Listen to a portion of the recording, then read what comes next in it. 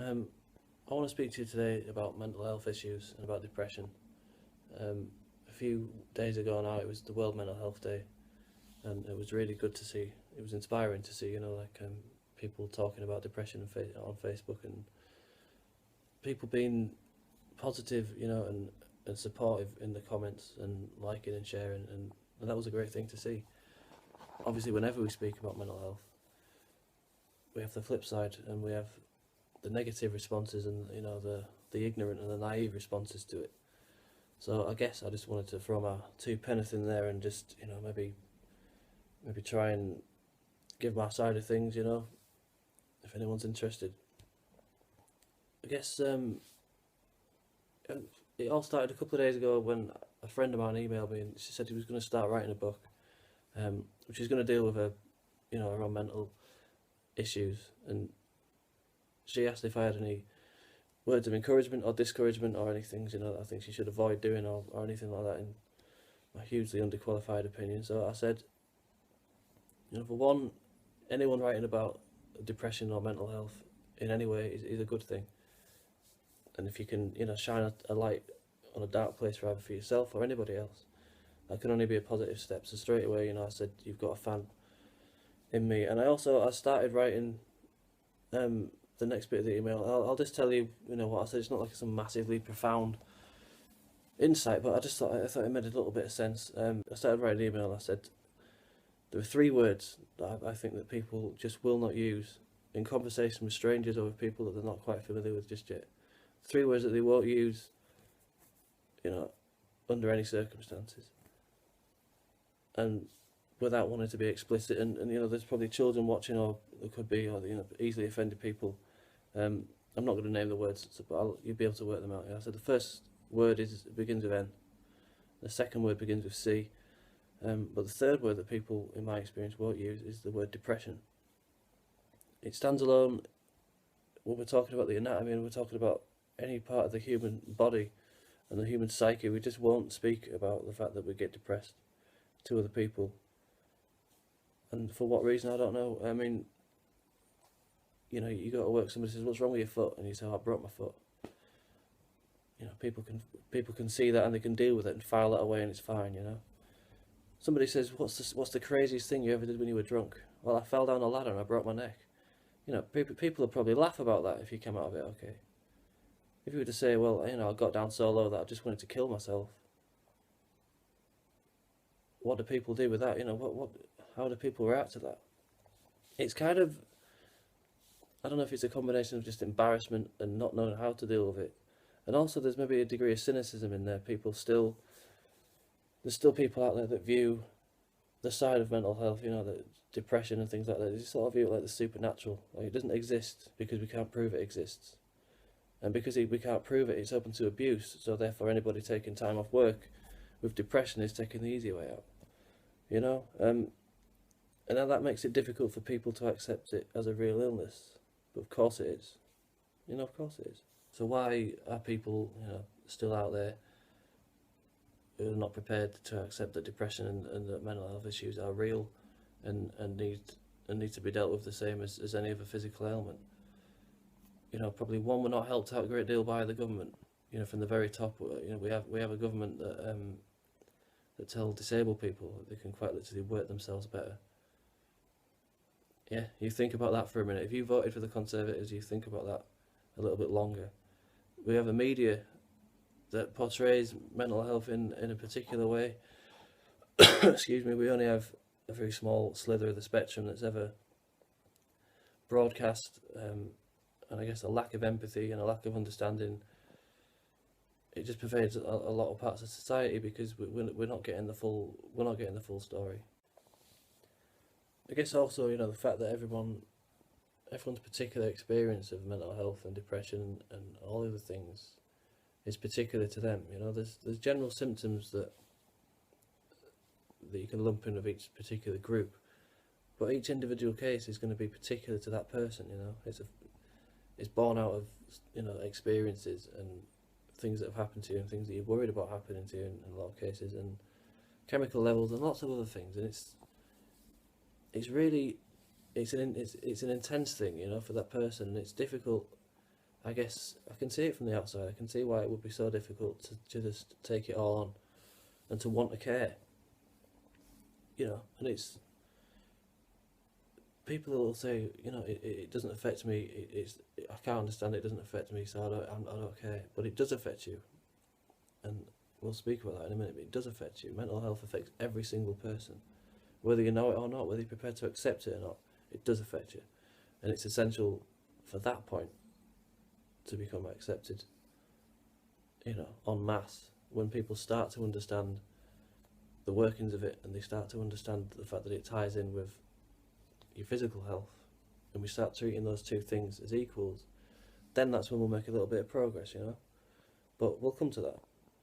It surprises me when certain parts of mental health become trendy, and it suddenly becomes okay to speak about. You get the media portrayal of like OCD, and it's, to me OCD it's not David Beckham scrubbing his pretty fingernails 6 times before he leaves the room. It's not Kirsty Allsop wanting to line up pots and pans in a straight line in a kitchen. It's, to me OCD just represents a really sort of banal, illogical, repeating, relentless thought patterns that offer no recourse to a reward or a logical conclusion. It's just it's just words or thoughts or notions that you just cannot remove from your brain that serve no purpose. And it's kind of that sort of, I don't know, the weird and not so wondrous side of mental health that doesn't get spoken about. We're fine using phrases like bipolar now. Thanks Katy Perry. That's really helped us out. Using that in a pop song and reducing it, reducing it rather, making it a term, that gets bandied about without any real understanding, and it's kind of sad that sort of, the dark side still of mental health is, I don't know, it's either at best ignored or, at worst it makes it into some, cheap thrill reality documentary on Channel 5, so I guess we still have some way to go with that, There are parts of mental health that we're fine speaking about to people, and as a society we've come to accept it as perfectly okay. It doesn't mean someone's mental or crazy. Let's talk about grief. We can speak about grief to our family, to our friends, and to even people we don't know. We don't suffer the fear of judgment. We don't mind speaking and opening up about it, about our loss. Somebody dies, a relationship breaks down, the dog gets run over, whatever, we can say to somebody, it hurts. It really hurts. It doesn't hurt, does it? There's no physical pain involved. But we're aware of the fact that something's changed and something is making us feel bad. And it's not nice, and we speak about it. And we turn those bad feelings into something, we're allowed to speak about them abstractly, and we can make these feelings into something palpable that we can share with other people and break down together. And lo and behold, we speak about the problem, we share the problem, and then what happens? The problem eventually goes away and we feel better. And that's kind of the key for mental health, The more we talk, the more we share.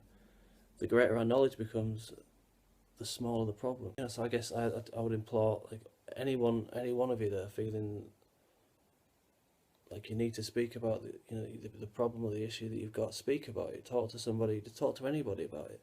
And don't worry about how it's going to come across, how you're going to be perceived, It's just, be the pioneer. Just be the person that speaks about it, and you'll be surprised, I'll give you a really bad analogy. I was once in the library. There was probably 25 other people in there, and it was dead quiet. Nobody was speaking. There were people in there with friends or whatever, but nobody was speaking. My dad came in to the library to drop a key off, and he spoke at the top of his voice. And I was like thinking, God, do you have to shout in the library, Dad? Within seconds, the place was just alight with conversation. People were like, well, if that guy's doing it, I don't feel bad about doing it either. Who knows, you might be the first person that to start speaking about mental health issues, and then before you know it, it catches fire and everyone's speaking about it because, it only takes one. Be the one. Alright, so finally, everyone is born with a crazy gene. Everyone has a part of their brain that they don't control, that just goes off and does its own thing.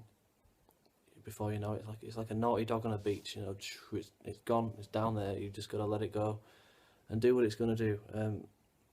Everyone is a little bit mental, and the sooner we all accept that, the sooner we accept that you're mental and I'm mental and everyone that we know in some way is a little bit crazy, then we can start speaking about that without the fear of shame, without the fear of judgment, and we can start to make progress. Okay, so there will still be naysayers, there will still be people that discount all this as theory, and they'll just say it doesn't exist. There'll be people who'll maybe watch this and comment saying that everything I've just said is complete and utter rubbish. Why don't you just get better? Why don't you just try and get better? Why don't you man up? And if you're the sort of person that says things like that, firstly you're probably the kind of person that thinks somebody like me is gay if you're speaking about my feelings, and but you'll think nothing about jumping in the bath with the lads after football. You're probably the kind of misled person that thinks that it's great that England or Great Britain used to go around colonising the world, but now you'll bellyache when someone from a foreign land wants to come and live in this country. You're probably the sort of person that has Jeremy Clarkson for Prime Minister, or something equally crass as your Facebook profile picture. And if that sounds like you, then I'm speaking to you and I see you. And never mind telling me to man up, it's time for you to shut up and grow up and listen up. Because sadly for me, it's people like you that we need to get on board, that need to get educated to the idea, because it's sad that after millions of years of evolution, we still have people like you that don't accept mental health as a physical problem, okay? So I guess I'll end now by saying, if you are one of the people that are going through a difficult time, the best of luck to you. You just keep on going. You're doing a great job.